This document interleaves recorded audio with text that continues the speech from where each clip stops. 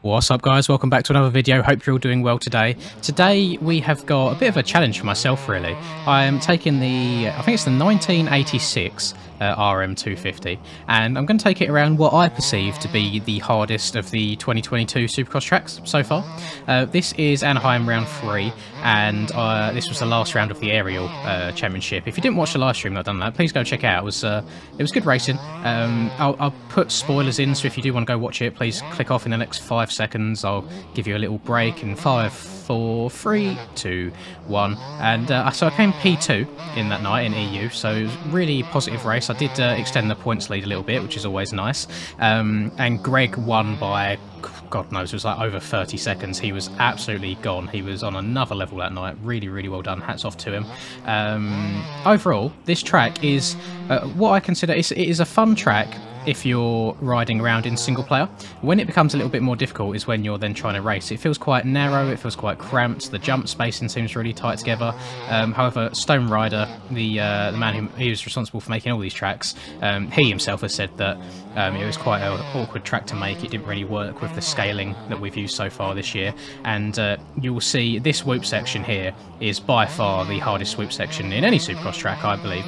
I surprisingly made that through fairly cleanly that time, so I'm quite pleased with that. That's not going to happen many times this video. I'm going to quickly hop into first person. There we go, and then we can just try and run some decent laps and see how it goes. I always enjoy trying to hop on these older bikes, part of the CBMX bike pack, and it's nice doing something a little bit different. And this feels a lot faster than 250, I will say. I did go into the info part in the pits and check. It is definitely a 250. It's not like secretly got a 500 engine in it or anything like that. So what you see is what you get. I did ride. So what night was it? So it's Friday night is whatever it was. EU started at well, the whole event kind of starts around 8 PM.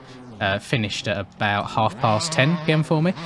Really done really well, really happy with that. And then last minute I decided, you know what, let's ride 250s in NA as well. And oh my god, was that a mistake. I rode absolutely terrible. Basically pulled a fence freezer, got the whole shot, held people up for a while, and then just started crashing my absolute brains out. It finished at about 4 AM, and honestly, I think it's just down to like trying to stay up that late and play. Like my eyes were stinging. It was not a good idea. So I probably I won't be doing that again. I'll just stick to my 450 chip in EU, and hopefully that all goes well. And yeah, if I did get in anybody's way in NA that night, I do apologise. I don't think I did. I know that me and Seabolt were kind of trading places back and forth for whoever crashed the most amount of times. We just kept switching back and forth, and overall it wasn't terrible. I think my one lap speed on the 250, I'm talking 254 strokes, sorry, not this bike right here. One lap speed I'm absolutely fine with. It's just consistency that I just don't have anymore. And I feel like it's weird. So I feel like it's easier to go fast for one lap on a 250, but it's harder to be consistent over the entire race because you do have to be on the limit everywhere. One thing that I was quite surprised by is it's the first time I've properly tried hot lapping a 250 since Beta 17 came out. And I feel like the 250s haven't been hit as hard on the traction side of things as the 450s have. I feel like you can still be pretty aggressive on the throttle coming out the corners on the 250s and still make the majority of the triples coming out the turns. So that was good to see. So not all of the bikes have been done dirty, so to speak. But the 450, oh my god, I keep sliding out in this corner. The 450 traction is definitely difficult. And overall, oh god, the front end there. I'm just going to stick to 450 Life, I believe, other than for fun things like this, because I think this bike itself, it looks really cool. Now, by all means, I am well aware that it is probably not a true RM model by any means. I know that they've got just like one old style bike, and then they've just replaced the graphics and stuff with the different bike models.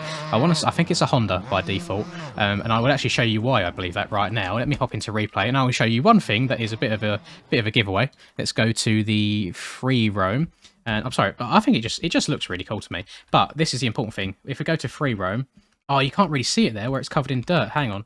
Can I get it from the other side? No. Oh, okay. Oh, you might barely be able to. If I zoom right in, can you see the words Honda Racing on there? Hopefully you can see that in the video quality. But yeah, it's essentially it's a an old RM skinned onto an old Honda. I think it's just like a 1980-ish Honda in general. The whole bike category falls under just 1980s bikes. So regardless of how like 100% accurate they are, I do think it's really nice that we get to ride some older models. I do always enjoy it. I've done a few videos on these older models, and they never seem to do too badly. Let's get over this. There we go. And so the stream that I had done, it was kind of less people than usual, which is to be expected, you know, as we get through the rounds, people obviously lose interest in the series, but I still see in every single stream, without fail, a whole bunch of new faces, which I'm very, very appreciative for.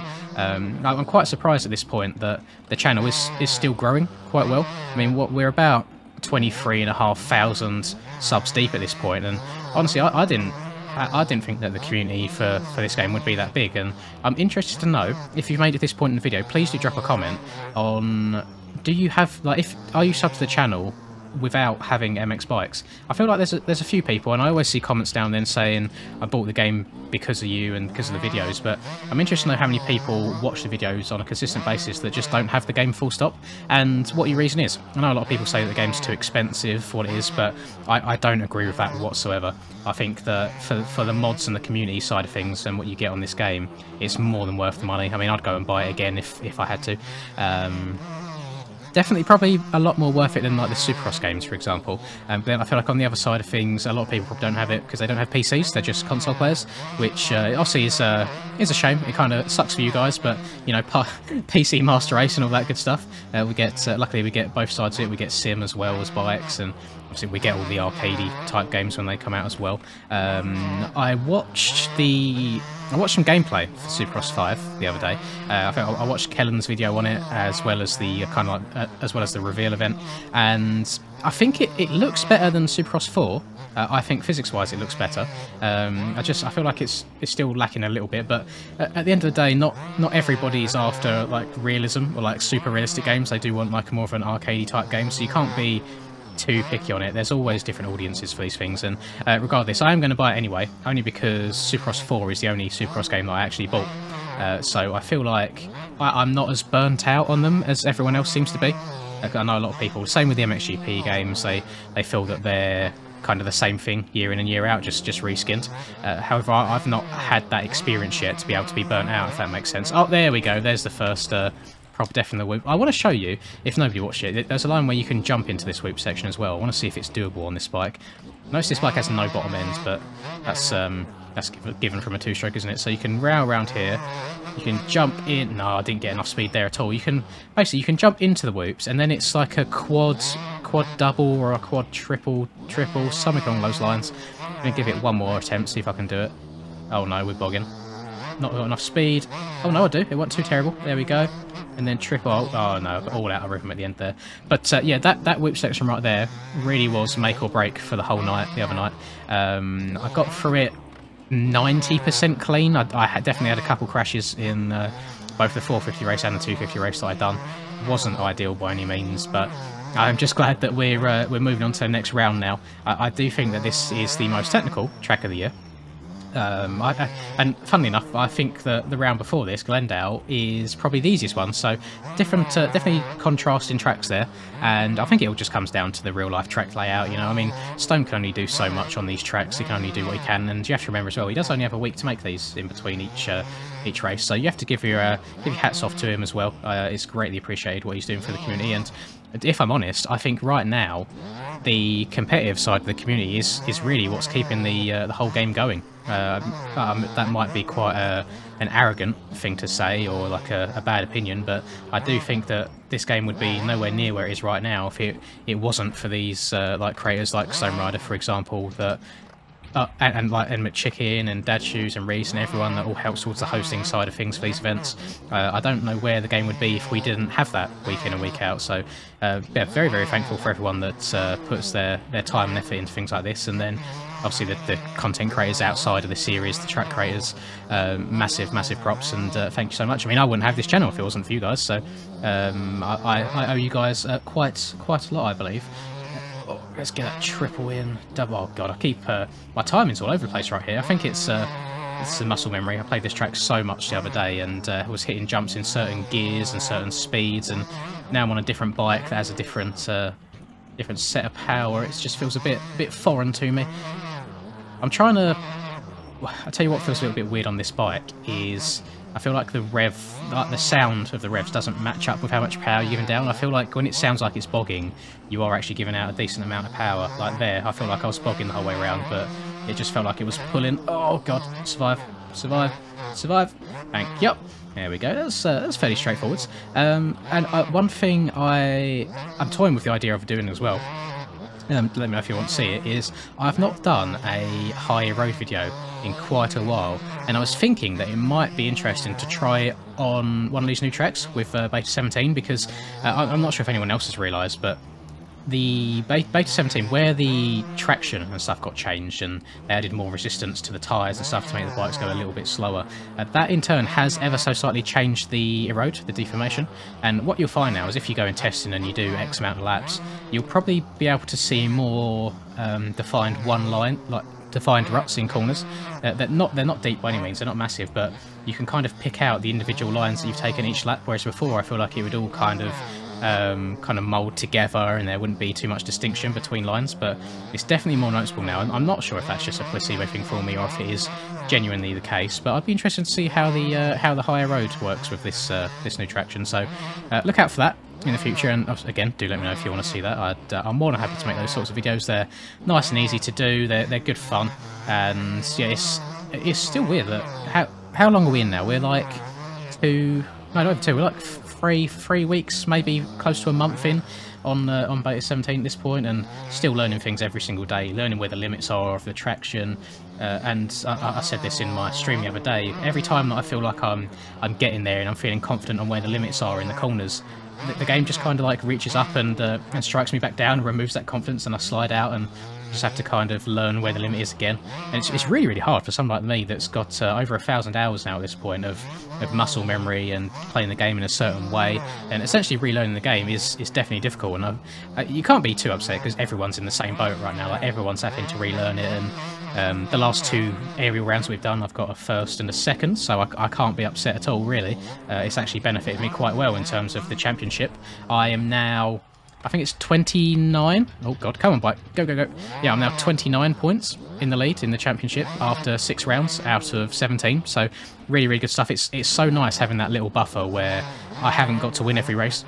Although it's nice to be able to win every race, it's not feasible by any means. I'm under no illusion that I am not the fastest person on this game. I just try and be as consistent as possible, unless it's 4 AM, and then and then it all goes downhill, goes out the window, and I was struggling so much. I couldn't even jump in a straight line. It was absolutely ridiculous. But it was still good fun regardless. I was sat in Discord with the boys, and some of the guys have, so you know how Pulp MX works with the fancy points. A bunch of guys have that, but for the aerial Supercross Championship. So Aiden, if you don't know who Aiden is, he's got a channel as well. I believe it's just Aiden, oh god, I'm going to get this wrong, so either Aiden MX or Aiden SX. I'm going to look stupid now, I apologise, Aiden. But he picked me for the first lap leader, or first to the finish line, sorry, and I managed to get that, and that's when I dipped out back to like 8th place after that. So I kind of I got what I needed out of the race, so to speak. But it was good fun. I just don't think I'll be doing it again, because it was not. As I say, it was fun overall, but to stay up to that time and only get like 8th and get frustrated during the race, it's not what I want to be doing week in and week out.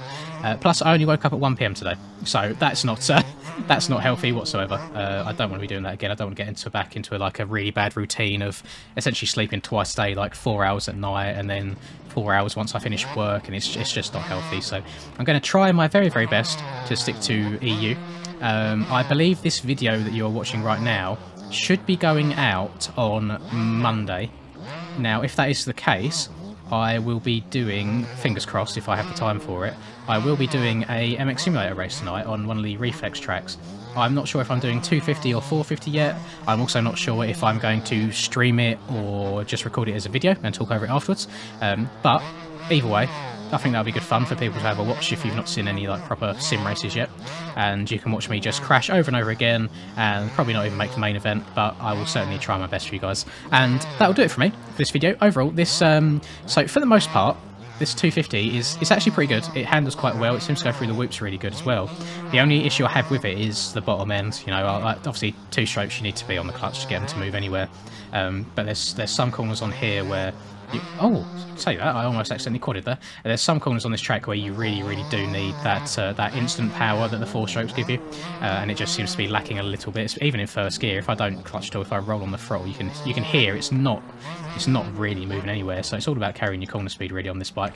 But that being said, it is good fun, certainly. Would I recommend it? Maybe not. Maybe just stick to your 4 strokes. But it's always up to you boys. Do whatever you do, and most importantly, just have fun with playing the game. Most of all, that will do it from me. I hope you've enjoyed this video as always. If you have, please do drop a like and subscribe to the channel if you're new. It's really appreciated, and I love checking that number every single day and seeing it go up and up and up. It gives me makes me feel good, which is quite sad to say, but oh well. I love looking at numbers. What can I say? Have a lovely rest of the day, whatever it is that you boys are up to, and I'll catch you in the next video. Peace. My tent way too damn dark. Laugh in your face like man dark. Came a long way from the bad days way back. Had to burn down that landmark. Seen some things I ain't really want to see. It's all good, that's what made me me. Now who would I be if I had it easy? Used to break down, now I'm in a 350. Like whoa, I've been laying way too low. Had to switch up and change my flow, cause I'm back from the block. Had to bust some rocks and dust off the dust to get back in the box. Now why you wanna